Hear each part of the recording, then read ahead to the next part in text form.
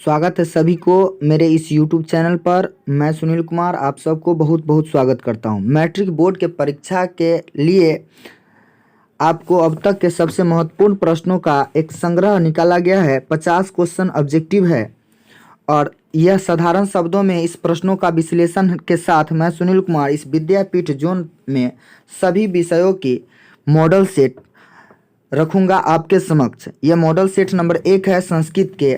अतः आप matric board की परीक्षा अगर दे रहे हैं, अन्यथा आपके दोस्त दे रहे हैं या आपके सगे संबंधी दे रहे हैं, तो मिस नहीं कीजिए। इस चैनल को शेयर कर दीजिए ताकि वो सब्सक्राइब कर ले।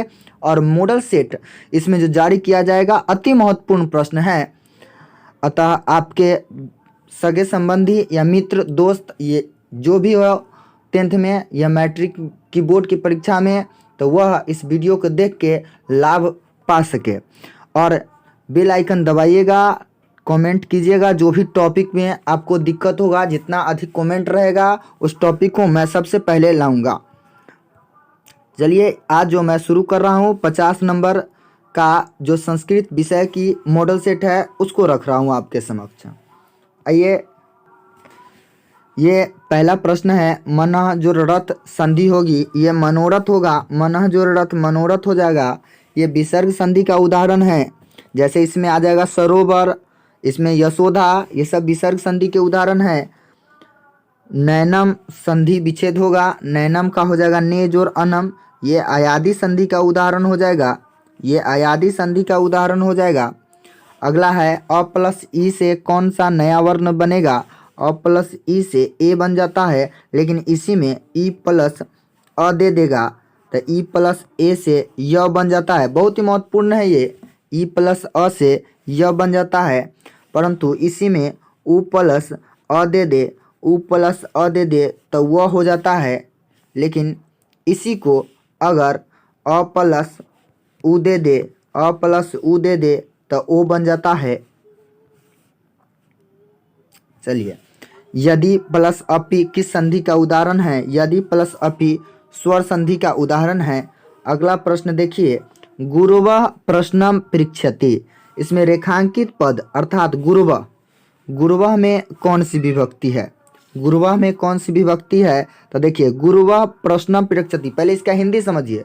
गुरु प्रश्न को पूछते हैं। गुरु लोग जो है प्रश्न को पूछते हैं, तो गुरु लोग है क्योंकि गुरु चलेगा साधु पर। गुरु किस पर चलेगा? साधु पर चलेगा। तो साधु, साधव, साधव बहुवचन, इसीलिए गुरु, गुरो, गुरुव यह प्रथमा विभक्ति के बहुवचन हो जाएगा। आइए, रागी किस विभक्ति का रूप है। रागी बहुत ही महत्वपूर्ण ये प्रश्न रहा। रागी सप्तमी के एक वचन है। एक और होता है राजनी भी होता है सप्तमी के एक वचन। इसका मूल शब्द हो जाएगा राजन। इसका मूल शब्द क्या हो जाएगा? राजन। आगे बढ़िए, अस्मत् सर्वनाम शब्द का षष्ठी विभक्ति क्या होगा।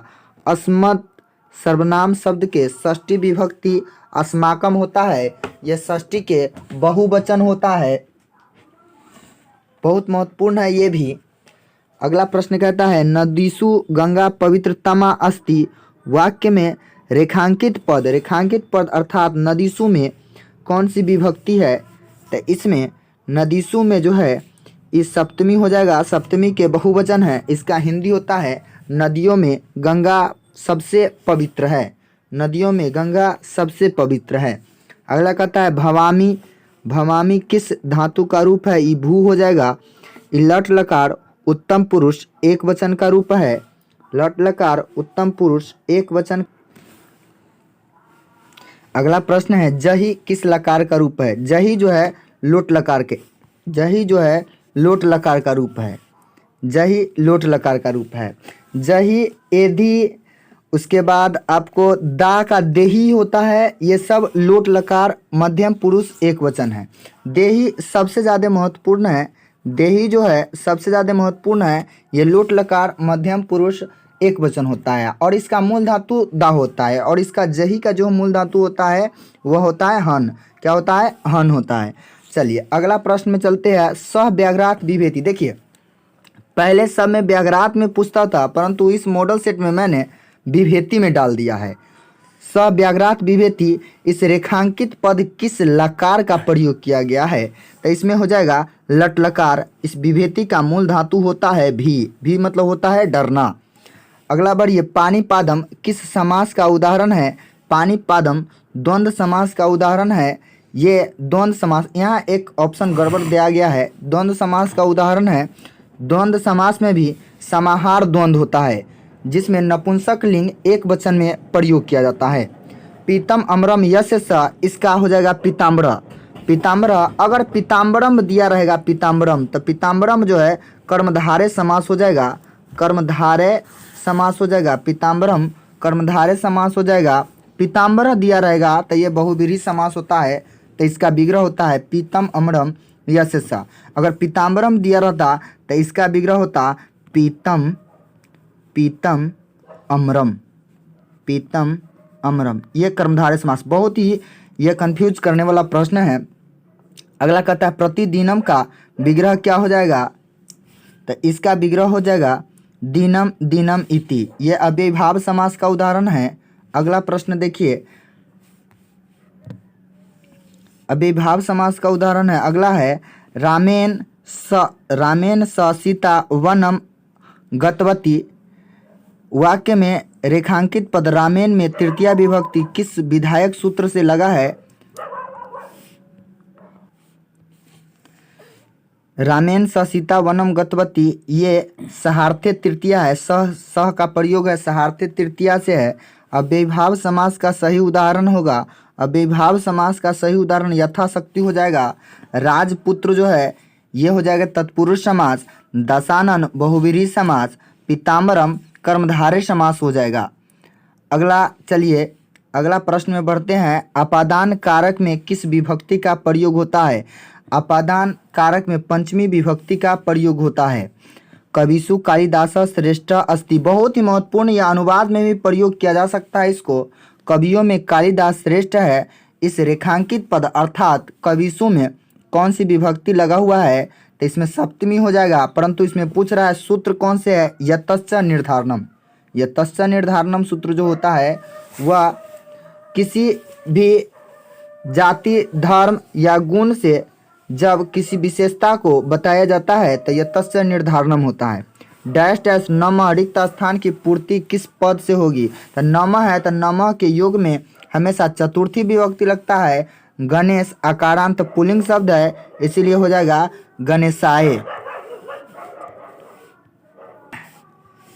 गणेशाय में चतुर्थी विभक्ति हो जाएगा।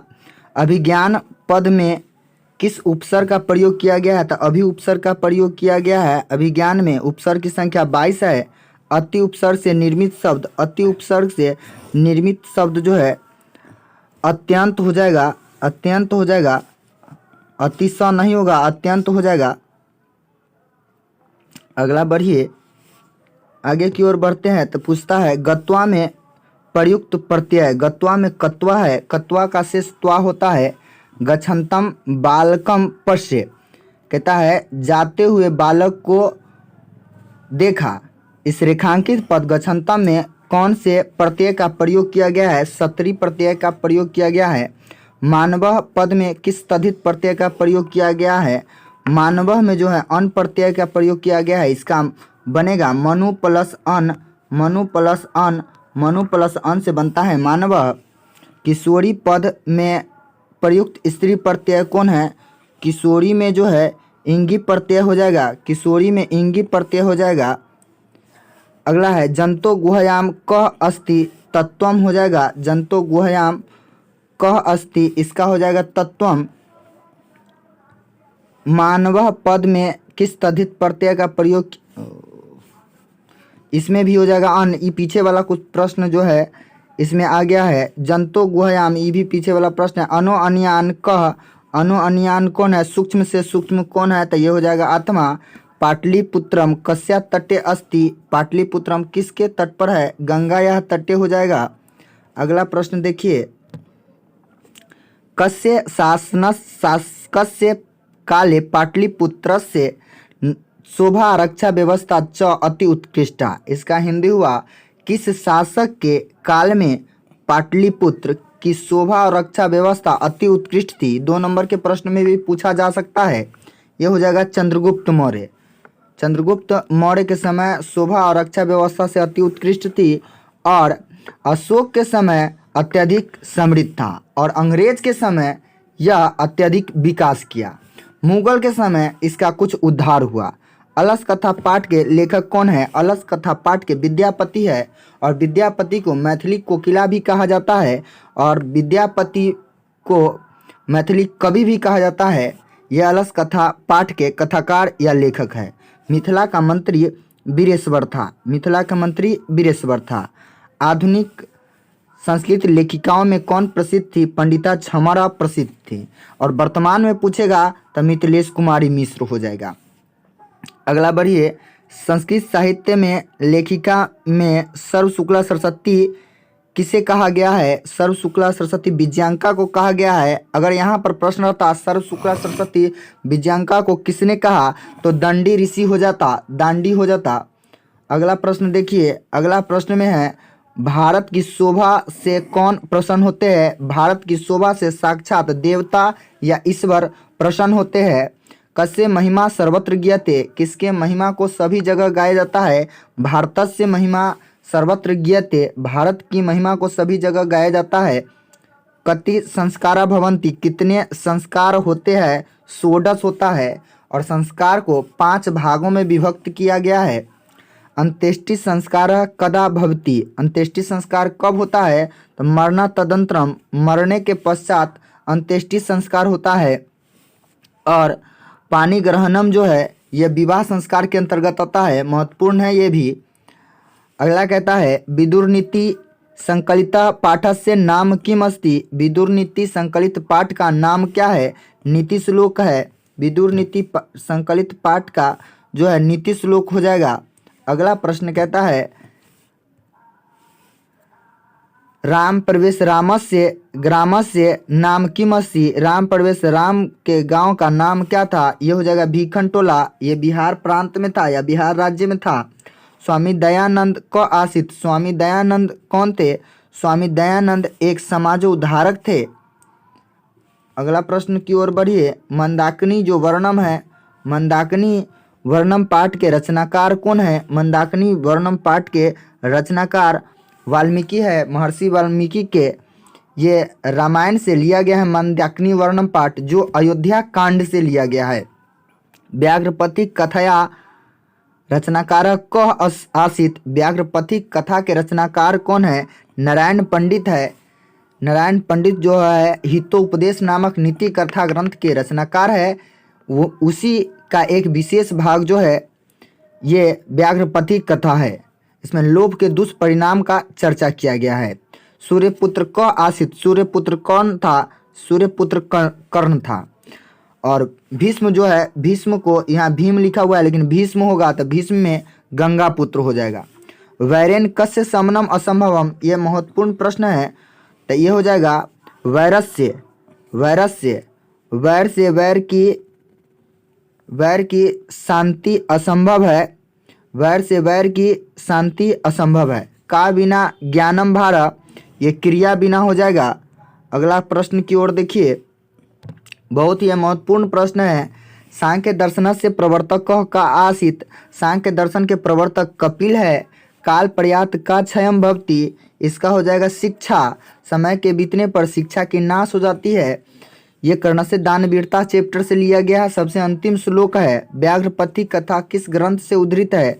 व्याघ्रपति कथा हितोपदेश से है। नारायण पंडित इसके रचनाकार है। उद्योगी पुरुष के पास कौन आ जाती है? उद्योगी पुरुष को लक्ष्मी आ जाती है।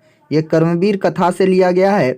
सबसे अंतिम पंक्ति में जाइएगा, लिखा होगा पुरुष व्याघ्र लक्ष्मी उपैति, पुरुष व्याघ्र के समान जो होते हैं उसको लक्ष्मी प्राप्त होता है। नीतिकारा आलस को क्या मानते हैं? नीतिकारा आलस को शत्रु मानते हैं। हो सकता है ऑप्शन में रिपु रूपम भी दे सकता है। धन्यवाद इस वीडियो को देखने के लिए। अगर आपको मददगार लगा है तो आप इस वीडियो को अधिक से अधिक शेयर कीजिए। आपके मैट्रिक के बोर्ड की परीक्षा में अच्छे अंक प्राप्त करने के लिए मेरा एक छोटा सा प्रयास रहा।